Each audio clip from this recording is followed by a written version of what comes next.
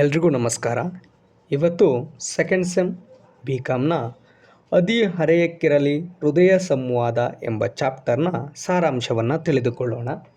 ಈ ಅದಿ ಹರೆಯಕ್ಕಿರಲಿ ಹೃದಯ ಸಂವಾದ ಚಾಪ್ಟರನ್ನು ಡಾಕ್ಟರ್ ಅನಸೂಯ ದೇವಿಯವರು ಸುಂದರವಾಗಿ ಪಠ್ಯವನ್ನು ಕಟ್ಟಿಕೊಟ್ಟಿದ್ದಾರೆ. ಇಲ್ಲಿ ನಮಗೆ ಟಾಪಿಕ್ ಹೇಳ್ತಾ ಇರುವ ಹಾಗೆ ಏನು ಹೇಳ್ತಾ ಇದೆ ಅಂತಂದರೆ, ಹದಿಹರೆಯಕ್ಕಿರಲಿ ಹೃದಯದ ಸಂವಾದ. ಅಂದರೆ ಹದಿಹರೆಯ ಅಂತಂದರೆ ಟೀನೇಜ್ ಮಕ್ಕಳೇನಿರ್ತಾರಲ್ಲ ಅವರಿಗೆ ಒಬ್ಬರ ಮನಸ್ಥಿತಿಯನ್ನು ಇನ್ನೊಬ್ಬರು ಅರ್ಥ ಮಾಡಿಕೊಳ್ಳುವಂತಹ ಮತ್ತು ಒಬ್ಬರ ನೋವಿಗೆ ಇನ್ನೊಬ್ಬರು ಸ್ಪಂದಿಸುವಂತಹ ಮತ್ತು ಕೆಲವರ ಭಾವನೆಗಳಿಗೆ ಬೆಲೆ ಕೊಡುವಂತಹ ಮನಸ್ಥಿತಿಯನ್ನು ತಿಳ್ಕೋಬೇಕು ಮಕ್ಕಳು. ಮತ್ತು ಅಂದಿನ ವಯಸ್ಸಿನ ಮಕ್ಕಳಿಗೆ ಪೋಷಕರು ಹೇಗೆ ಸರಿಯಾದ ಮಾರ್ಗದರ್ಶನವನ್ನು ನೀಡಿದರೆ ಮಕ್ಕಳು ಸರಿಯಾದ ರೀತಿಯಲ್ಲಿ ಬೆಳೆದು ಒಳ್ಳೆಯ ವ್ಯಕ್ತಿತ್ವವನ್ನು ಬೆಳೆಸ್ಕೋತಾರೆ ಅನ್ನೋದನ್ನು ಈ ಪಠ್ಯದಲ್ಲಿ ಲೇಖಕಿ ಹೇಳೋದಕ್ಕೆ ಪ್ರಯತ್ನ ಪಡ್ತಾರೆ. ಇಲ್ಲಿ ಹಿಮಾಂಶು ಎಂಬ ಹುಡುಗ ಏನು ಮಾಡ್ತಾನೆ ಅಂದರೆ, ತನ್ನ ಅಮ್ಮನ ಜೊತೆ ಮುಂಜಾನೆ ತಿಂಡಿಯನ್ನು ತಿನ್ನುವಂಥ ಸಂದರ್ಭದಲ್ಲಿ ಕಾಲೇಜಲ್ಲಿ ನಡೆತಿದ್ದಂತಹ ಘಟನೆಗಳನ್ನು ಅಮ್ಮನಿಗೆ ಹೇಳ್ತಾ ಇರ್ತಾನೆ. ಅಮ್ಮ, ಇವತ್ತೇನಾಯಿತು ಗೊತ್ತಾ, ನಮ್ಮ ಕ್ಲಾಸಲ್ಲಿ ನನ್ನ ಫ್ರೆಂಡ್ ಹರೀಶ ಇದ್ನಲ್ಲ, ಅವನು ಲ್ಯಾಂಗ್ವೇಜ್ ಕ್ಲಾಸ್ ಅಂದರೆ ಕೇಳೋದೇ ಇಲ್ಲ ಕಣಮ್ಮ. ಲ್ಯಾಂಗ್ವೇಜ್ ಕ್ಲಾಸಾ? ಅದು ಯಾರು ಕೇಳ್ತಾರೆ? ಎಕ್ಸಾಮ್ ಟೈಮಲ್ಲಿ ಓದ್ಕೊಂಡ್ರೆ ಆಯಿತು ಅಂತ ಹೇಳ್ತಾನೆ ಅಂತ ಅಂದಾಗ ಅಮ್ಮನಿಗೆ ಸ್ವಲ್ಪ ಆತಂಕ. ಏನಪ್ಪ ಲ್ಯಾಂಗ್ವೇಜ್ ಕ್ಲಾಸ್ನ ಇವನು ಇಷ್ಟು ನೆಗ್ಲೆಕ್ಟ್ ಮಾಡ್ತಾನಲ್ಲ ಅಂತ ಹೇಳಿ, ನೋಡಪ್ಪ ಅದರಿಂದ ನೀನೇನು ಮಾಡು, ಇಂಥವ್ರಿಂದ ಸ್ವಲ್ಪ ದೂರ ಇರು, ಅವನ ಪಕ್ಕ ಕೂರಬೇಡ ಅಂತ ಹೇಳ್ತಾರೆ. ಆದರೂ ಅವನು ತನ್ನ ಸ್ನೇಹಿತನ ಬಗ್ಗೆ ಮತ್ತೆ ಮುಂದುವರಿತಾ, ಇಲ್ಲಮ್ಮ ಅವನು ತುಂಬ ಒಳ್ಳೆಯವನೇ, ಆದರೆ ಏನು ಅಂತಂದರೆ ಅವನಿಗೆ ಕನ್ನಡ ಕ್ಲಾಸ್ನಲ್ಲಿ ಆಸಕ್ತಿ ಇಲ್ಲ, ಅದನ್ನು ಇವಾಗಿಂದ ಓದಿ ಏನು ಮಾಡೋದು ಬಿಡೋ, ಪರೀಕ್ಷೆ ಟೈಮಲ್ಲಿ ಓದ್ಕೊಂಡ್ರಾಯ್ತಲ್ವಾ ಅಂತ ಹೇಳ್ತಾನಮ್ಮ. ಹೆಂಗಿದ್ರು ಕನ್ನಡ ಕ್ಲಾಸ್ ಅಲ್ವಾ ಅಂತ ಹೇಳಿ ಇದು ಮಾಡ್ತಾನೆ ಕಣಮ್ಮ ಅಂತಂದಾಗ ಅವಳು, ಅಮ್ಮ ನೋಡಪ್ಪ, ಇಂತಹ ಕೆಲವು ಧೋರಣೆಗಳನ್ನು ನಾವು ಮನಸ್ಸಿಂದ ತೆಗೆದಾಕಬೇಕು. ಇದು ಕಂಪ್ಯೂಟರ್ ಯುಗ, ವೇಗದ ಯುಗ, ನಮಗೆ ಸಾಹಿತ್ಯ ಕಟ್ಕೊಂಡು ಏನಾಗಬೇಕಪ್ಪ ಅಂತ ಹೇಳ್ತಾನೆ ಕಣಮ್ಮ ಅಂತ ಹಿಮಾಂಶು ಅವರ ಅಮ್ಮನಿಗೆ ಹೇಳಿದಾಗ ಅಮ್ಮ ತಕ್ಷಣ ಅವನಿಗೆ ಉತ್ತರವನ್ನು ಕೊಡೋದಿಲ್ಲ. ಮಗ ತಿಂಡಿ ಪೂರ್ತಿ ತಿನ್ನೋವರೆಗೂ ಸುಮ್ಮನಿದ್ದು ಮೆದುವಾದ ಮೃದು ಧ್ವನಿಯಲ್ಲಿ ಹೇಳ್ತಾಳೆ, ನೋಡಪ್ಪ, ನೀನು ಕೇಳಿರೋ ಹಾಗೆ ಇದು ವೈಜ್ಞಾನಿಕ ಯುಗನೇ, ಕಂಪ್ಯೂಟರ್ ಯುಗ ಹೌದು, ಒಪ್ಪಿಕೊಳ್ಳೋಣ, ಆದರೆ ವಿಜ್ಞಾನದಷ್ಟೇ ಸಾಹಿತ್ಯ ಕೂಡ ಬೇಕಲ್ವಾ ಅಂತಾನೆ. ಆದರೆ ಹುಡುಗನಿಗೆ ಏನಾಗ್ತಿದೆ ಅಂತಂದರೆ ಅಚ್ಚರಿ ಜೊತೆಗೆ ಕ್ಯೂರಿಯಾಸಿಟಿ ಬರ್ತಾ ಇದೆ. ಏನು ಅಮ್ಮ ಸಾಹಿತ್ಯ ಬೇಕು ಅಂತಿದ್ದಾಳೆ, ಅಲ್ಲಿ ನೋಡಿದ್ರೆ ರೀಶಾ ಏನಂತ ಇದ್ದಾನೆ, ಎಕ್ಸಾಮ್ ಟೈಮಲ್ಲಿ ಮಾತ್ರ ಓದ್ಕೊಬೋದು, ಸಾಹಿತ್ಯ ನಮ್ಗೆ ಯಾಕೆ ಅಂತ ಹೇಳ್ತಿದ್ದಾನೆ. ಅಮ್ಮ ಏನು ವಿಭಿನ್ನವಾಗಿ ಹೇಳ್ತಿದ್ದಾಳಲ್ಲ ಅಂತ ಹೇಳಿ ಅವನಿಗೆ ಗೊಂದಲಗಳು ಶುರುವಾಗ್ತಾ ಇದೆ ಅಲ್ವಾ. ಅವನು ಮತ್ತೆ ಪ್ರಶ್ನೆ ಮಾಡ್ತಾನೆ, ಅಮ್ಮ ಸಾಹಿತ್ಯದಲ್ಲಿ ಅಂಥದ್ದು ಏನಮ್ಮ ಇದೆ, ನಮಗೇನಕ್ಕಮ್ಮ ಅಂತಂದಾಗ, ನೋಡಪ್ಪ, ವಿಜ್ಞಾನ ನಮಗೆ ಬಾಹ್ಯ ಪ್ರಪಂಚವನ್ನೆಲ್ಲ ತೋರಿಸಿಕೊಡ್ತದೆ ಅಲ್ವಾ. ರಹಸ್ಯಗಳನ್ನು ಬಯಲು ಮಾಡೋದಕ್ಕೆ ವಿಜ್ಞಾನ ಮುಂದೆ ಬಂದರೆ ನಮ್ಮ ಜೀವನದಲ್ಲಿ ಮನುಷ್ಯರಾಗಿ ಬಾಳೋದಕ್ಕೆ ನಮಗೆ ಅತ್ಯಂತ ಪ್ರಮುಖವಾಗಿ ಸಹಕಾರಿಯಾಗೋದು ಯಾವುದು ಅಂತಂದರೆ ಸಾಹಿತ್ಯ ಅಲ್ವಾ. ವಿಜ್ಞಾನ ಹಾಗಂತ ವಿಜ್ಞಾನ ನಮ್ಮ ಜೀವನಕ್ಕೆ ಬೇಡ ಅಂತಲ್ಲ, ವಿಜ್ಞಾನವೂ ಬೇಕು, ಸಾಹಿತ್ಯವೂ ಬೇಕು. ವಿಜ್ಞಾನವೂ ಸುಖದಿಂದ ಇರುವ ಹಾಗೆ ನಮ್ಮ ಜೀವನವನ್ನು ಕಟ್ಟಿಕೊಡೋದಕ್ಕೆ ಸಹಾಯ ಮಾಡಿದ್ರೆ ನಮ್ಮೊಳಗಿನ ಮನಸ್ಸನ್ನೋದು ಏನಿದೆ ಅಲ್ವಾ, ನಾವು ಇನ್ನೊಬ್ಬರ ಜೊತೆ ಹೇಗೆ ಸ್ಪಂದಿಸಬೇಕು, ಹೇಗೆ ಮಾತಾಡಬೇಕು, ಇನ್ನೊಬ್ಬರ ಭಾವನೆಗಳನ್ನು ನಾವು ಹೇಗೆ ಬೆಲೆ ಕೊಡಬೇಕು ಅನ್ನೋದೆಲ್ಲ ನಮ್ಮ ಮನಸ್ಸು ನಿರ್ಧಾರ ಮಾಡುತ್ತಲ್ವಾ. ಅದನ್ನು ನಮಗೆ ಕಲಿಸಿಕೊಡೋದು ಯಾವುದು ಅಂತಂದರೆ ಸಾಹಿತ್ಯನಪ್ಪ ಅಂತ ಹೇಳ್ತಾ ಇದ್ದಾಳೆ. ಹೀಗೆ ಇದ್ದಂಥ ಸಂದರ್ಭದಲ್ಲಿ ಅವನು ತನ್ನ ಫ್ರೆಂಡ್ ಹರೀಶನನ್ನು ಮತ್ತೆ ನೆನಪು ಮಾಡ್ಕೊತಾ ಇದ್ದಾನೆ. ಹರೀಶ ಏನು ಓದ್ದಲೇ ಇರುವಂತಹ ಹುಡುಗ ಅಲ್ಲ, ಅವನು ಕಾಲೇಜಲ್ಲಿ ಒಳ್ಳೆ ರ್ಯಾಂಕ್ ಸ್ಟೂಡೆಂಟೇ. ಆದರೆ ಏನು ಮಾಡಿರ್ತಾನೆ, ಈ ಲ್ಯಾಂಗ್ವೇಜ್ ಕ್ಲಾಸ್ಗಳು ಬಂದರೆ ಮಾತ್ರ ಕೇಳ್ತಾ ಇರಲ್ಲ ಅಲ್ವಾ. ಡೈಲಿ ಏನು ಮಾಡ್ತಿರ್ತಾನೆ, ಕ್ಲಾಸ್ಗಳಿಗೆ ಹೋಗೋದು, ಲ್ಯಾಂಗ್ವೇಜ್ ಕ್ಲಾಸ್ ಬಂದರೆ ಹೊರಗಡೆ ಬರೋದು ಅಥವಾ ಕ್ಲಾಸ್ ಕೇಳೋದೇ ಇಲ್ಲ. ಹಾಗೇ ಮಾಡ್ತಾ ಟೀಚರ್ಸ್ ಕೈಯಲ್ಲಿ ಬೈಸ್ಕೊಂಡು ಹೊರಗಡೆ ಬರ್ತಾ ಇರ್ತಾನೆ. ಅದನ್ನೆಲ್ಲ ಅವನೇನು ಮಾಡ್ತಾ ಇರ್ತಾನೆ, ನೆನೆಸ್ಕೋತಾ ಇರ್ತಾನೆ. ಹೀಗೆ ಅಮ್ಮ ಮತ್ತು ಮಗರ ಇಬ್ಬರ ನಡುವೆ ಸಂಭಾಷಣೆ ಶುರುವಾದಾಗ ಮಾತಾಡ್ತಾ ಇದ್ದಂಥ ಸಂದರ್ಭದಲ್ಲಿ ಅಲ್ಲಿಗೆ ಹೇಮನ ಗೆಳತಿ ಪ್ರಭಾ ಬರ್ತಾಳೆ. ಪ್ರಭಾ ಬಂದು ಹೇಮ ತನ್ನ ಗೆಳತಿ ಪ್ರಭನನ್ನು ಒಳಗಡೆ ಕರೆದು ಅವಳನ್ನು ಉಪಚರಿಸಿ, ಅಂದರೆ ಚೆನ್ನಾಗಿದೆಯಾ ಏನು ಅಂತೆಲ್ಲ ಮಾತಾಡ್ತೀವಲ್ವ, ಹಂಗೆಲ್ಲ ಕೇಳಿ ಅವಳನ್ನು ಉಪಚರಿಸಿ ಅವಳಿಗೆ ಕಾಫಿ ಟೀ ಎಲ್ಲವನ್ನು ಕೊಟ್ಟು, ಈಗ ಅವಳು ಪ್ರಭಾ ಏನು ಮಾಡ್ತಾಳೆ ಅಂತಂದರೆ, ಹೇಮೋ ಹೆಂಗಿದ್ರು ಕಾಲೇಜ್ಗೆ ಹೋಗ್ತಿದೆಯಲ್ಲ, ಹೆಂಗಿದೆಯಪ್ಪ ಲೈಫು, ಜೀವನ ಹೆಂಗಿದೆ ಅಲ್ವಾ, ಹೆಂಗಿದೆಯಾ ಅಂತ ಕೇಳ್ತಾರಲ್ವ, ಹಂಗೆ ಕೇಳ್ತಾ ಇದ್ದಾಳೆ. ಇವನು ಆಂಟಿ ಚೆನ್ನಾಗಿದೆ ಆಂಟಿ, ಕಾಲೇಜ್ ಲೈಫೆಲ್ಲ ಚೆನ್ನಾಗಿದೆ, ಹೋಗ್ತಾ ಇದ್ದೀನಿ, ಪಾಠ ಎಲ್ಲ ಚೆನ್ನಾಗಿ ಮಾಡ್ತಾರೆ, ತುಂಬ ಚೆನ್ನಾಗಿ ಅರ್ಥ ಆಗ್ತಾಯಿದೆ ಅಂತ ಹೇಳ್ತಾನೆ. ಮತ್ತೆ ಅದಕ್ಕೆ ಪ್ರಭಾ ಇದ್ದವಳು, ನೋಡಪ್ಪ ನಮ್ಮಲ್ಲಿ ಮನಸ್ಸು ಅನ್ನೋದು ಚೆನ್ನಾಗಿದ್ದರೆ ಮಾಡೋ ಎಲ್ಲ ಪಾಠಗಳು ಸಹ ತುಂಬ ಸುಂದರವಾಗಿ ಅರ್ಥವಾಗ್ತವಪ್ಪ ಅಂತ ಹೇಳ್ತಾ ಇದ್ದಾಳೆ. ಈಗ ಮನಸ್ಸು ಅಂತ ಹೇಳ್ತಿದ್ದಂಗೆ ಹೇಮ ಏನು ಮಾಡ್ತಾಳೆ, ಹ್ಞೂ ಪ್ರಭಾ, ನಾನು ಇದೇ ಇವನಿಗೆ ಹೇಳ್ತಾ ಇದ್ದೀನಿ, ಮನಸ್ಸನ್ನು ನೀಟಾಗಿ ಇಟ್ಕೊಂಡ್ರೆ ನಮಗೆ ಜೀವನದಲ್ಲಿ ಒಳ್ಳೆಯ ಕೆಲಸಗಳನ್ನು ಮಾಡೋದಕ್ಕೆ ತುಂಬ ಅನುಕೂಲ ಆಗುತ್ತೆ ಅಂತ ಹೇಳ್ತಾ ಇದ್ದಾಳೆ. ಈಗಿದ್ದಂಥ ಸಂದರ್ಭದಲ್ಲಿ ಮತ್ತೆ ಕೇಳ್ತಾರೆ, ಪ್ರಭಾ ಇಲ್ಲಿಗೆ ನೀನು ಬರೋದಕ್ಕೆ ಕಾರಣ ಏನು, ಏನಕ್ಕೆ ಬಂದಿದೆಯಾ, ಏನು ಸಮಾಚಾರ ಅಂತ ಕೇಳಿದಾಗ, ಇಲ್ಲ ಹೇಮ, ನಾನು ಹೀಗೆ ಸಂಗೀತ ಕ್ಲಾಸನ್ನು ಮಾಡ್ತಾಯಿದ್ನಲ್ಲ, ಆ ಸಂಗೀತದ ಮೇಲೆ ನಾನೊಂದು ಹಾಡುಗಳ ಮೇಲೆ ನೃತ್ಯ ನಾಟಕವನ್ನು ಹಮ್ಮಿಕೊಂಡಿದ್ದೇನೆ, ಅದಕ್ಕೋಸ್ಕರ ನಿಮ್ಮನ್ನು ಅಲ್ಲಿಗೆ ಇನ್ವೈಟ್ ಮಾಡೋದಕ್ಕೆ ಬಂದು ಕರೆದಿದ್ದೀನಿ, ಬನ್ನಿ, ಖಂಡಿತವಾಗಿ ಬನ್ನಿ ಅಂತಂದಾಗ, ಸರಿ ಆಯಿತು ಬರ್ತೀನಿ ಅಂತ ಹೇಳ್ತಾರೆ.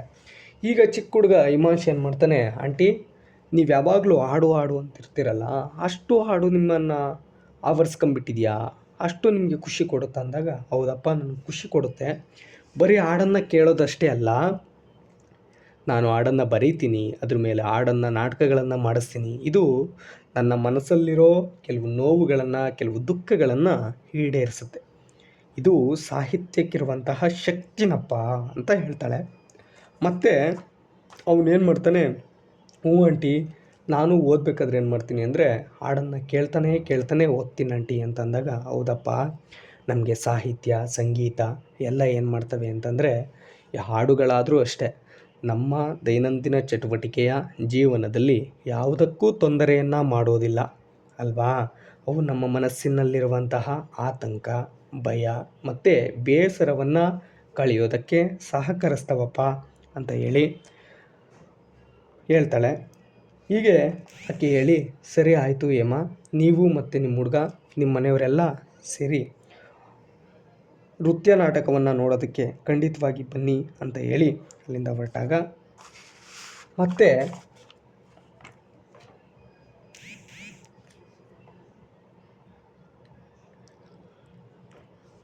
ಅಲ್ಲಿಂದ ಪ್ರಬಳನ್ನು ತಾಂಬೂಲ, ಎಲೆ, ಕುಂಕುಮ ಎಲ್ಲವನ್ನು ಕೊಟ್ಟು ಅಲ್ಲಿಂದ ಕಳಿಸ್ತಾರೆ.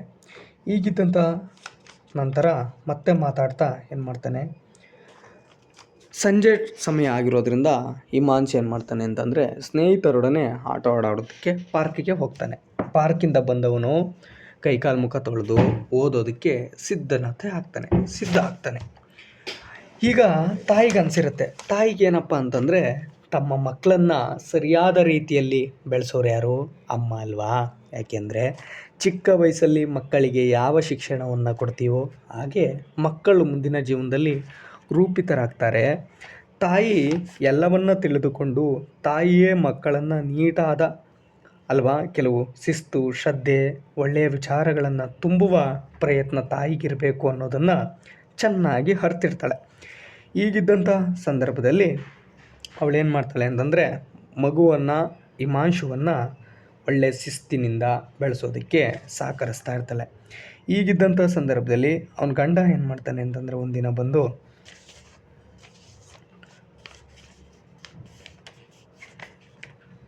ಏಮ್ಮ ಯಾಕೆ ಒಬ್ಬನೇ ಮಗ, ನಮಗಿರೋದೇ ಒಬ್ಬನೇ ಮಗ, ಯಾಕೆಷ್ಟು ಸ್ಟ್ರಿಕ್ಟ್ ಮಾಡ್ತೀಯಾ, ಯಾಕೆಷ್ಟು ಅವನನ್ನು ಗೋಳಿಕೋತೀಯ ಅಲ್ವಾ, ಹೆಂಗೋ ಒಬ್ಬನೇ ಮಗ ಇದ್ದಾನೆ, ಅವನು ಹೆಂಗಿರ್ತಾನೋ ಹಂಗಿರಲಿ ಬಿಡು, ಚೆನ್ನಾಗಿ ಇದ್ಕೊಂಡಿರಲಿ, ಯಾಕೆ ಹೆಂಗೆ ಸ್ಟ್ರಿಕ್ಟ್ ಮಾಡ್ತೀಯಾ ಅಂತ ಅಂದಾಗ, ಆ ಮಾತುಗಳು ಇವಳಿಗೆ ಇಷ್ಟ ಆಗಲ್ಲ. ಯಾಕೆಂದರೆ ಮಕ್ಕಳನ್ನು ಎಲ್ಲಿ ಫ್ರೀ ಬಿಟ್ಟರೆ ಮಕ್ಕಳು ನಮ್ಮ ಕೈಯನ್ನು ತಪ್ಪಿಡ್ತಾರಂತನೋ ಅಲ್ವಾ, ಮುಂದೆ ಸಮಾಜದಲ್ಲಿ ಒಳ್ಳೆ ವ್ಯಕ್ತಿಗಳಾಗಿ ರೂಪುಗೊಳ್ಳುವುದಿಲ್ಲ ಅಂತನೋ ಆಕೆಗೆ ಮನಸ್ಥಿತಿ. ಆದ್ದರಿಂದ ಅವಳು ಅವನನ್ನು ಕ್ಲಾಸಿಗೆ ತಗೋತಾಳೆ. ಅಂತಂದ್ರೆ ತನ್ನ ಗಂಡನ ಮೇಲೂ ಏನು ಮಾಡ್ತಾರೆ, ಕ್ಲಾಸನ್ನು ತಗೋತಾಳೆ. ನೀವು ಸುಮ್ಮನಿರಿ. ನೀವು ಒಬ್ಬನೇ ಮಗ ಅಂತ ನೀವೇನಾದರೂ ಅವನ ಪ್ರೀತಿಯಿಂದ, ಅಕ್ಕರೆಯಿಂದ ಪ್ರೀತಿಯನ್ನು ವ್ಯಾಮೋಹವನ್ನು ಜಾಸ್ತಿ ಮಾಡಿದ್ರೆ ಏನಾಗುತ್ತೆ, ಅವ್ನಿಗೆ ಅದೇ ಅಡ್ವಾಂಟೇಜ್ ಆಗುತ್ತೆ. ಮತ್ತು ಅವನು ದಾರಿ ತಪ್ಪಿಬಿಡ್ಬೋದು ಅಲ್ವಾ. ನಾವು ಮಕ್ಕಳನ್ನು ಪ್ರೀತಿ ಮಾಡಿದ್ರೂ ಸಹ ವಯಸ್ಸಿಗೆ ಏನನ್ನು ಕಲಿಸ್ಬೇಕೋ, ಅವರಿಗೆ ಏನನ್ನು ತಿಳಿಸ್ಬೇಕೋ ಅದನ್ನು ಕಲಿಸಿದರೆ ಅವರು ಸರಿಯಾದ ರೀತಿಯಲ್ಲಿ ತಮ್ಮ ವ್ಯಕ್ತಿತ್ವವನ್ನು ರೂಪಿಸಿಕೊಂಡು ಮುಂದಿನ ಸಮಾಜದಲ್ಲಿ ಒಳ್ಳೆಯ ವ್ಯಕ್ತಿಗಳಾಗಿ ರೂಪುಗೊಳ್ಳೋದಕ್ಕೆ ಸಹಾಯ ಆಗ್ತಾರೆ ಅಂತ ಹೇಳ್ತಾಳೆ. ಆಗಿದ್ದಂಥ ಸಂದರ್ಭದಲ್ಲಿ ಅವನು, ಸರಿನಮ್ಮ, ಇದನ್ನು ನನಗೆ ಅಪ್ಲೈ ಮಾಡಬೇಡ, ನಿನ್ನ ಮಗನಿಗೆ ಹೇಳ್ಕೊ, ಸರಿ ನೀನೇನಾದರೂ ಮಾಡು, ನಾನೊಬ್ಬ ಬಡಪಾಯಿ ಅಂತ ಹೇಳಿ ಹೊರಟಾಗ, ನೋಡಿ, ತಂದೆಯಾದವರು ಸಹ ಸರಿಯಾದ ರೀತಿಯಲ್ಲಿರಬೇಕು. ಮಕ್ಕಳು ತಾವು ಬೆಳೆಯುವುದರ ಜೊತೆಗೆ ತಂದೆ ತಾಯಿಗಳನ್ನು ಸಹ ಏನು ಮಾಡ್ತಾರೆ, ಅಬ್ಸರ್ವ್ ಮಾಡ್ತಾರೆ, ಗಮನಿಸ್ತಾರೆ ಅಲ್ವಾ. ತಾವು ಮುಂದಿನ ಜೀವನದಲ್ಲಿ ತಂದೆ ತಾಯಿ ಹೇಗಿದ್ದಾರೋ ಹಾಗೆ ಮಕ್ಕಳು ಸಹ ಬೆಳೆಯೋದಕ್ಕೆ ಸಹಕಾರಿಯಾಗುತ್ತೆ. ಇದರಿಂದ ನೀವು ಸಹ ಏನಾಗಬೇಕು, ಮಕ್ಕಳಿಗೆ ಒಳ್ಳೆಯ ತಂದೆ ಆಗಬೇಕು ಅಂತ ಹೇಳಿ ಹೋಗ್ತಾಳೆ. ಈಗಿದ್ದಂತಹ ಸಂದರ್ಭದಲ್ಲಿ ದಿನ ಕಳೆದಂಗೆ ಮತ್ತೆ ಶುರು ಮಾಡ್ತಾನೆ. ಯಾರು, ಹೇಮಾಂಶು ಅಮ್ಮನಿಗೆ ಸಂಜೆ ಟೈಮ್ ಮತ್ತೆ ಕ್ಲಾಸಲ್ಲಿ ನಡೆದ ಘಟನೆಗಳನ್ನು ಹೇಳೋದಕ್ಕೆ ಶುರು ಮಾಡ್ತಾನೆ. ಅಮ್ಮ, ಕ್ಲಾಸಲ್ಲಿ ಏನಾಯ್ತು ಗೊತ್ತಾ, ಇವತ್ತು ಕನ್ನಡ ಕ್ಲಾಸಲ್ಲಮ್ಮ, ಇಂಗ್ಲೀಷ್ ಕ್ಲಾಸಲ್ಲಿ ಏನಾಯ್ತು ಗೊತ್ತಾ, ಹಿಮಾಂಶು ಹರೀಶ ಇದ್ನಲ್ಲ, ಹಿಮಾಂಶುನ ಫ್ರೆಂಡು ಹರೀಶ ಇದ್ನಲ್ಲಮ್ಮ, ಅವನೇನು ಮಾಡ್ದ ಅಂದರೆ ಬುಕ್ಸನ್ನು ತಂದಿರಲಿಲ್ಲ. ಇಂಗ್ಲೀಷ್ ಕ್ಲಾಸ್ನಲ್ಲಿ ಟೆಕ್ಸ್ಟ್ ಬುಕ್ಕನ್ನು ತಂದಿರಲಿಲ್ಲ. ಅದಕ್ಕೆ ಟೀಚರ್ ಕೇಳಿದ್ರು. ಅದಕ್ಕೆ ಅವನು ವಾದ ಮಾಡಿರೋದ್ರಿಂದ ಟೀಚರ್ ಏನು ಮಾಡಿದ್ರು ಅಂತಂದರೆ ಕ್ಲಾಸಿಂದ ಅವನನ್ನು ಹೊರಗಡೆ ತಂದುಬಿಟ್ರಪ್ಪ ಅಂತ ಹೇಳ್ತಿದ್ದಾರೆ. ಈಗ ಅಮ್ಮ ಮತ್ತೆ ಅವನನ್ನು ಏನು ಮಾಡ್ತಿದ್ದಾಳೆ ಅಲ್ವಾ, ಹರೀಶ ಮಾಡಿದ ತಪ್ಪಲ್ವಾ, ಅವನು ಫಸ್ಟ್ ಆಫ್ ಆಲ್ ಬುಕ್ ತಗೊಂಡು ಹೋಗಿಲ್ದಿರೋದೇ ತಪ್ಪು. ಅವನು ವಾದ ಮಾಡಬಾರ್ದಿತ್ತು. ಯಾಕೆ ಹಂಗೆ ಮಾಡ್ತಾನೆ ಆ ಹುಡುಗ ಅಲ್ವಾ. ಈಗ ನೋಡಿ, ತಪ್ಪು ನಮ್ಮದಾಗಿದೆ ಅಂತಂದಾಗ ಅಲ್ಲಿ ವಾದ ಮಾಡುವ ಅವಶ್ಯಕತೆ ಇರೋದಿಲ್ಲ ಅಲ್ವಾ. ಅದನ್ನೇ ಹಿಮಾಂಶಿಗೆ ತಾಯಿ ಹೇಮ ನಿಧಾನಗತಿಯಲ್ಲಿ ಅರ್ಥ ಮಾಡಿಸ್ತಾ ಇದ್ದಾಳೆ. ತಪ್ಪು ನಮ್ಮದಿದ್ದಾಗ ವಾದ ಮಾಡೋದೇನಿತ್ತು ಅಲ್ವಾ. ಹರೀಶ ಒಪ್ಕೊಂಡಿದ್ರೆ ಆಗ್ತಾಯಿತ್ತು. ಅವನು ಯಾಕೆ ವಾದ ಮಾಡಿ ಹಿಂಗೆ ಟೀಚರ್ಸ್ಗೆ ಬೈಸ್ಕೋತಾನೆ ಅಂತ ಹೇಳಿದಾಗ ಗೊತ್ತಾಗೋದೇ ಇಲ್ಲ. ನಂತರ ಅವನು ಹೇಳ್ತಾನೆ, ಅಮ್ಮ, ಅವನು ಹೆಂಗಿದ್ರು ಈ ಲಿಟರೇಚರ್ ಸಾಹಿತ್ಯದ ಮೇಲೆ ಅವ್ನಿಗೆ ಆಸಕ್ತಿ ಇಲ್ವಲ್ಲಮ್ಮ, ಅದಕ್ಕೆ ಹಿಂಗೆ ಮಾಡ್ತಾನೆ ಏನೋ ಕಣಮ್ಮ ಅಂತಂದಾಗ, ನೋಡಪ್ಪ, ಅವನಿಗೆ ಸಾಹಿತ್ಯದ ಬಗ್ಗೆ ಏನು ಗೊತ್ತು ಅಲ್ವಾ. ಸಾಹಿತ್ಯ ಅನ್ನೋದು ಮನಸ್ಸಿನ ತಮ್ಮ ಭಾವನೆಗಳನ್ನು ವ್ಯಕ್ತಪಡಿಸೋದಕ್ಕೆ ಮತ್ತು ತಮಗಾದಂಥ ನೋವುಗಳನ್ನು ಹೇಳ್ಕೊಳ್ಳೋದಕ್ಕೆ, ಮುಂದಿನ ಸಮಾಜದಲ್ಲಿ ಒಳ್ಳೆಯ ವ್ಯಕ್ತಿಗಳಾಗಿ ರೂಪುಗೊಳ್ಳೋದಕ್ಕೆ ಸಾಹಿತ್ಯ ಅನ್ನೋದು ಮುಂದೆ ನಮಗೆ ಯೂಸ್ ಆಗುತ್ತಪ್ಪ. ಅದಕ್ಕೆ ಹೇಳ್ತಾಳೆ, ನಮ್ಮ ಭಾಷೆಯಲ್ಲಿ ದೇಹದ ಆರೋಗ್ಯಕ್ಕೆ ವೈದ್ಯ ಅಲ್ವಾ. ದೇಹದಲ್ಲಿ ಯಾವುದೇ ಸಮಸ್ಯೆ ಆದರೂ ನಾವು ಯಾರ ಹತ್ರ ಹೋಗ್ತೀವಿ, ವೈದ್ಯರ ಹತ್ರ ಹೋಗ್ತೀವಿ, ಅಂದರೆ ಡಾಕ್ಟರ್ ಹತ್ರ ಹೋಗ್ತೀವಿ. ಆದರೆ ಮನಸ್ಸಿನಲ್ಲಿ ಆದಂಥ ಸಮಸ್ಯೆಗಳಿಗೆ, ನೋವುಗಳಿಗೆ ನಾವು ಯಾರ ಹತ್ರ ಹೋಗ್ತೀವಿ ಅಂತಂದರೆ ಕೆಲವು ಕವಿಗಳು ಬರೆದಂತಹ ಲೇಖನಗಳನ್ನು, ಕಾದಂಬರಿಗಳನ್ನು, ಕತೆ ಪುಸ್ತಕಗಳನ್ನು, ಪದ್ಯಗಳನ್ನು ನಾವು ಓದಿದಾಗ ಏನಾಗುತ್ತೆ, ನಮ್ಮ ಮನಸ್ಸು ಎಷ್ಟೇ ಬೇಸರವಾಗಿದ್ದರೂ ನಿಧಾನವಾಗಿ ಹಗುರವಾಗುತ್ತಾ ಹೋಗುತ್ತೆ ಅಲ್ವಾ. ಈಗಿದ್ದಂಥ ಸಂದರ್ಭದಲ್ಲಿ ಅವರು ಒಂದು ದಿನ ಸಂಜೆ ಏನು ಮಾಡ್ತಾರೆ, ಪ್ರಭಾ ಇನ್ವಿಟೇಷನ್ ಕೊಟ್ಟಿರ್ತಾಳಲ್ಲ ನೃತ್ಯ ನಾಟಕವನ್ನು ನೋಡೋದಕ್ಕೆ ಕುಟುಂಬ ಸಮೇತರಾಗಿ ಬನ್ನಿ ಅಂತ, ಹಂಗೆ ಹೋಗ್ತಾ ಇರ್ತಾರೆ. ಕಾರಲ್ಲಿ ಹೋಗ್ತಿದ್ದಂಥ ಸಂದರ್ಭದಲ್ಲಿ ಒಂದು ನಾಯಿ ಮರಿ ಏನು ಮಾಡುತ್ತೆ ಅಂತಂದರೆ ತಕ್ಷಣ ಕಾರ್ ಅಡ್ಡಕ್ಕೆ ಬರುತ್ತೆ. ಇವಳು, ನೋಡ್ರಿ ಕಾರಿನ ಟೈರಿಗೆ ನಾಯಿ ಮರಿ ಸಿಕ್ಕಿದೆಯೇನೋ ನೋಡಿ, ಏನಾಗಿದೆ ನೋಡಿ ಅಂತಂದಾಗ ಅದಕ್ಕೆ ಸದ್ಯ ಏನೂ ಆಗಿರೋದಿಲ್ಲ. ತಕ್ಷಣ ಅವ್ರ ಗಂಡ ಹೋಗಿ ನಾಯಿ ಮರಿಯನ್ನು ಫುಟ್ಪಾತ್ ಮೇಲೆ ಇಟ್ಟು ಪಕ್ಕದಲ್ಲಿ ಇರುವಂತಹ ಒಂದು ಅಂಗಡಿಗೆ ಹೋಗಿ ಬಿಸ್ಕೆಟ್ ತಂದು ಅದನ್ನು ತಿನ್ನೋದಕ್ಕೆ ಕೊಡ್ತಾರೆ. ಅದು ನಾಯಿ ಮರಿ ಗಬ ಅಂತ ತಿನ್ನುತ್ತೆ. ಇಲ್ಲಿ ಅಪ್ಪನನ್ನು ಮತ್ತು ಅಮ್ಮನನ್ನು ಹಿಮಾಂಶು ಸೂಕ್ಷ್ಮವಾಗಿ ಗಮನಿಸ್ತಾ ಇದ್ದಾನೆ. ಹೀಗೆ ಗಮನಿಸಿದಂಥ ಸಂದರ್ಭದಲ್ಲಿ ಮತ್ತೆ ಅವರು ಕಾರತ್ತ ಒಳಗಡೆ ಕೂತು ಹೊರಡುವಾಗ, ಅಪ್ಪ, ಮಾನವೀಯತೆ ಅಂದರೆ ಇದೇನಾ ಅಲ್ವಾ. ನೀವು ಸಾಯ್ತಿದ್ದಂತಹ ನಾಯಿ ಮರಿಯನ್ನು ರಕ್ಷಣೆ ಮಾಡಿದ್ರಿ. ರಕ್ಷಣೆ ಮಾಡುವುದರ ಜೊತೆಗೆ ಅದಕ್ಕೆ ತಿನ್ನೋದಕ್ಕೆ ಆಹಾರವನ್ನು ಅಂದರೆ ಬಿಸ್ಕೆಟನ್ನು ಕೊಟ್ಟಿದ್ರಿ ಅಲ್ವಾ. ಹೀಗೆ ಮಾಡೋದು ಮಾನವೀಯತೆನಾ ಅಂದಾಗ ಹೌದಪ್ಪ, ಮಾನವೀಯತೆ ಅನ್ನೋದು ಯಾವುದೇ ಪ್ರಾಣಿ ಪಕ್ಷಿಗಳನ್ನು ಕೊಲ್ಲೋದಕ್ಕೆ ಅಥವಾ ಹಿಂಸಿಸೋದಕ್ಕೆ ಬಂದಿದ್ದಂತಲ್ಲ. ಅದು ಸಕಲ ಪ್ರಾಣಿಗಳನ್ನು ರಕ್ಷಿಸುವಂಥದ್ದು ಮತ್ತು ಅವುಗಳನ್ನು ಅರ್ಥ ಮಾಡಿಕೊಳ್ಳುವಂಥದ್ದು ಅಂತ ಹೇಳ್ತಾ ಇದ್ದಾರೆ. ಈಗಿದ್ದಂತಹ ಸಂದರ್ಭದಲ್ಲಿ ಅವ್ರು ಏನು ಮಾಡ್ತಾರೆ ಅಂತಂದರೆ, ಮುಂದೆ ಹೋಗಿ ಪ್ರಬಲ ನೃತ್ಯ ನಾಟಕವನ್ನು ನೋಡಿ ತುಂಬ ಖುಷಿ ಪಡ್ತಾರೆ. ಅಲ್ಲಿ ನೃತ್ಯ ನಾಟಕದ ಸಂದರ್ಭದಲ್ಲಿ ಕೆಲವು ಕವಿಗಳು ಬರೆದಂತಹ ಭಾವಗೀತೆಗಳು, ಭಕ್ತಿಗೀತೆಗಳನ್ನು ಹಾಡಿ ಬಂದಂಥ ಜನರಿಗೆ ಪ್ರಭಾ ಸಂತೋಷವನ್ನು ಪಡಿಸ್ತಾ ಇರ್ತಾಳೆ. ಹೀಗೆ ನೃತ್ಯ ನಾಟಕವು ಶುರುವಾಗುತ್ತೆ. ನೃತ್ಯ ನಾಟಕ ಶುರುವಾದಾಗ ಮುಗಿದ ನಂತರ ಮನೆಗೆ ಹೊರಡುವ ಸಂದರ್ಭದಲ್ಲಿ ಪ್ರಭಾ ಇವಳನ್ನು ಭೇಟಿಯಾಗಿ ಕೇಳ್ತಾಳೆ, ಹಿಮಾಂಶು ಹೆಂಗಿತ್ತಪ್ಪ ನಾಟಕ ಅಂತಂದಾಗ, ಆಂಟಿ ಸೂಪರ್ ಆಗಿತ್ತು aunty, so nice aunty, wonderful ಅಂತ ಇಂಗ್ಲೀಷ್ ಪದದಲ್ಲಿ ಆಕೆಗೆ ಏನು ಮಾಡ್ತಾನೆ, ಕಮೆಂಟ್ರಿಯನ್ನು ಕೊಡ್ತಾನೆ. ಆಗ ಅಮ್ಮ ಹೇಳ್ತಾಳೆ, ನೋಡಪ್ಪ, ನೀವು ಯಾಕೆ ಇಂದಿನ ಜನ್ರೇಷನ್ ಮಕ್ಕಳೆಲ್ಲ ಇಂಗ್ಲೀಷಲ್ಲೇ ಎಲ್ಲ ಹೇಳ್ತೀರಾ ಅಲ್ವಾ, ಕನ್ನಡದಲ್ಲೇ ಹೇಳ್ಬೋದಲ್ಲ ಅಂತಂದರೆ, ಕನ್ನಡದಲ್ಲಿ ತುಂಬ ಮಾತುಗಳಿದ್ದಾವೆ, ಹೊಗಳೋದಕ್ಕೆ ತುಂಬ ಮಾತುಗಳು ತುಂಬ ಚೆನ್ನಾಗಿದ್ದಾವೆ ಆಂಟಿ. ನಿಮ್ಮ ಕಾರ್ಯಕ್ರಮದಲ್ಲಿ ಇವತ್ತು ತುಂಬ ಸೊಗಸಾಗಿತ್ತು, ನೋಡೋದಕ್ಕೆ ಎರಡು ಕಣ್ಣು ಸಾಲದು ಅಂದರೆ ಪ್ರಬಳಿಗೆ ಎಷ್ಟು ಖುಷಿ ಆಗ್ತಿತ್ತು ಅಲ್ವಾ. ಇವನು ಏನಪ್ಪ ಸಾಹಿತ್ಯದಲ್ಲಿ ಇಷ್ಟೊಂದೆಲ್ಲ ತಿಳ್ಕೊಂಡಿದ್ದಾನಲ್ಲ ಅನ್ನಿಸ್ತಾ ಇತ್ತೇನೋ. ಆದರೆ ಇವನೇನು ಮಾಡ್ದ ಅಂದರೆ ಇಂಗ್ಲೀಷಲ್ಲೇ ಹೇಳೋದು ಅವರಮ್ಮ ಹೇಮನಿಗೆ ಇಷ್ಟ ಆಗ್ತಿರಲಿಲ್ಲ. ಅದರಿಂದ ನೋಡಪ್ಪ, ನೀನು ಯಾವತ್ತೂ ಹಿಂಗೆ ಮಾಡಬೇಡ, ಏನೇ ಹೇಳೋದಿದ್ರು ಕನ್ನಡದಲ್ಲೇ ಹೇಳು, ಅರ್ಥ ಮಾಡಿಸು, ಕನ್ನಡದಲ್ಲೇ ಕಮೆಂಟ್ರಿ ಹೇಳು ಅಂತ ಹೇಳ್ತಾಳೆ. ಅಮ್ಮ, ನನಗೆ ಇವೆಲ್ಲ ಮಾತಾಡಬೇಕು ಅಂದರೆ ಹೆಂಗಮ್ಮ ಅಂತಂದಾಗ, ಕನ್ನಡ ಕ್ಲಾಸ್ಗಳನ್ನು ಅಥವಾ ಲ್ಯಾಂಗ್ವೇಜ್ ಕ್ಲಾಸ್ಗಳನ್ನು ಸರಿಯಾಗಿ ಕೇಳು, ಮತ್ತು ಈ ಥರ ಬುಕ್ಸ್ಗಳನ್ನು ಚೆನ್ನಾಗಿ ಓದು ಅಂತ ಹೇಳ್ತಿದ್ದಂಥ ಸಂದರ್ಭದಲ್ಲಿ ಮನೆಗೆ ಬಂದಂಥ ಸಂದರ್ಭ ಕತ್ತಲಾಗಿರೋದ್ರಿಂದ ಊಟ ಮಾಡಿ ಮಲಗೋದಕ್ಕೆ ಹೋಗ್ತಾನೆ. ಈಗ ಅಮ್ಮ ಹೇಳಿದ ಮಾತುಗಳನ್ನೆಲ್ಲ ಆತ ಕೇಳಿಸ್ಕೊಳ್ತಾ ಇದ್ದಾನೆ. ಅಮ್ಮ ನೋಡಿದ್ರೆ ಸ್ವಲ್ಪ ಹೊರಗಡೆ ಬುಕ್ಸ್ಗಳನ್ನು ಓದು, ಕ್ಲಾಸೆಲ್ಲ ಕೇಳು ಅಂತಿದ್ದಾಳೆ. ಇಲ್ಲಿ ಏನಾಗಿದೆ ಅಂತಂದರೆ, ನನಗೆ ಸಿಲಬಸ್ನೇ ಓದೋದಕ್ಕಾಗ್ತಾ ಇಲ್ಲ ಅಲ್ವಾ, ಸಿಲಬಸ್ ಓದೋದಕ್ಕೆ ನನಗೆ ಕಷ್ಟ ಆಗಿದೆ. ಇಲ್ಲಿ ನೋಡಿದ್ರೆ ಅಮ್ಮ ಹೊರಗಡೆ ಬುಕ್ಕೆಲ್ಲ ಓದೋಕ್ಕೆ ಹೇಳ್ತಿದ್ದಾಳಲ್ಲ ಅಂತ ಹೇಳಿ ಮಲಗೋದಕ್ಕೆ ಮಲಗ್ತಾನೆ. ಈಗಿದ್ದಂಥ ಸಂದರ್ಭದಲ್ಲಿ ಇನ್ನೊಂದು ದಿನ ಏನಾಗುತ್ತೆ ಅಂತಂದರೆ, ಕ್ಲಾಸ್ಗಳಲ್ಲಿ ವ್ಯಕ್ತಿತ್ವಗಳ ಬಗ್ಗೆ ಕ್ಲಾಸನ್ನು ಮೇಡಮ್ ಹೇಳ್ತಾ ಇರ್ತಾರೆ. ಈಗಿದ್ದಂಥ ಸಂದರ್ಭದಲ್ಲಿ ಮನುಷ್ಯ ಹೇಗೆ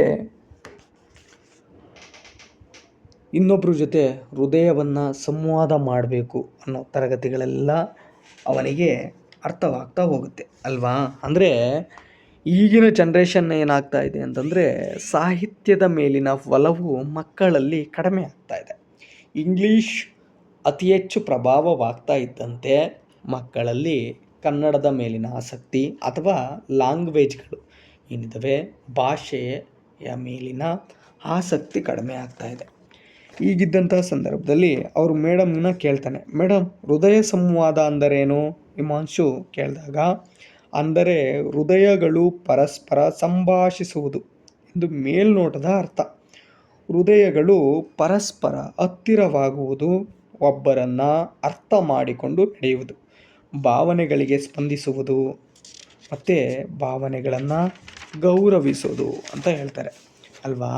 ನೋಡಿ, ಅದಕ್ಕೆ ಹೇಳೋದು ಹೃದಯ ಸಂವಾದ ಅಂತಂದರೆ, ಒಬ್ಬರ ಹೃದಯ ಇನ್ನೊಬ್ಬರ ಹೃದಯವನ್ನು ಸಂವಾದ ಅಂತಂದರೆ ಮಾತು ಆಡಬೇಕಾದ್ರೆ ಚೆನ್ನಾಗಿ ಅರ್ಥ ಮಾಡಿಕೊಂಡು ಒಬ್ಬರ ಭಾವನೆಯನ್ನು ಇನ್ನೊಬ್ಬರು ಏನು ಮಾಡಬೇಕು, ಗೌರವಿಸಬೇಕು, ಬೆಲೆ ಕೊಡಬೇಕು ಮತ್ತು ತುಂಬ ಸುಂದರವಾಗಿ ಅರ್ಥ ಮಾಡ್ಕೋಬೇಕು ಅನ್ನೋದು ಏನಾಗಿದೆ ಅಂತಂದರೆ, ಈ ಹದಿಹರೆಯಕ್ಕಿರಲಿ ಹೃದಯದ ಸಂವಾದಗಳು ಎಂಬುವ ಪಠ್ಯದಲ್ಲಿ ತುಂಬ ಸುಂದರವಾಗಿ ನೋಡ್ಬೋದು.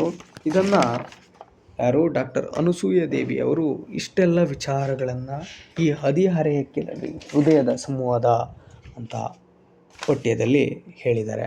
ಇದರಲ್ಲಿ ವಿಜ್ಞಾನ ಎಷ್ಟು ಜೀವನಕ್ಕೆ ಎಷ್ಟು ಮುಖ್ಯವೋ ಅಷ್ಟೇ ಮುಖ್ಯ ಸಾಹಿತ್ಯ ಬೇಕು ಅಲ್ವಾ. ಸಾಹಿತ್ಯದಲ್ಲಿ ನಾವೇನು ಕತೆ, ಕಾದಂಬರಿ, ಪದ್ಯ, ಗದ್ಯಗಳು ನೋಡ್ತೀವೋ ಅದರಲ್ಲಿ ಮನುಷ್ಯ ಜೀವನದಲ್ಲಿ ಹೆಂಗೆ ಬದುಕನ್ನು ಕಟ್ಟಿಕೊಳ್ಳಬೇಕು, ಹೆಂಗೆ ಜೀವನವನ್ನು ಮಾಡಬೇಕು ಅನ್ನೋದನ್ನು ಏನು ಮಾಡ್ತಾ ಇದ್ದಾರೆ ಅಂತಂದರೆ ತುಂಬ ಸುಂದರವಾಗಿ ಚಿತ್ರಣ ಮಾಡಿರ್ತಾರೆ ಅಲ್ವಾ.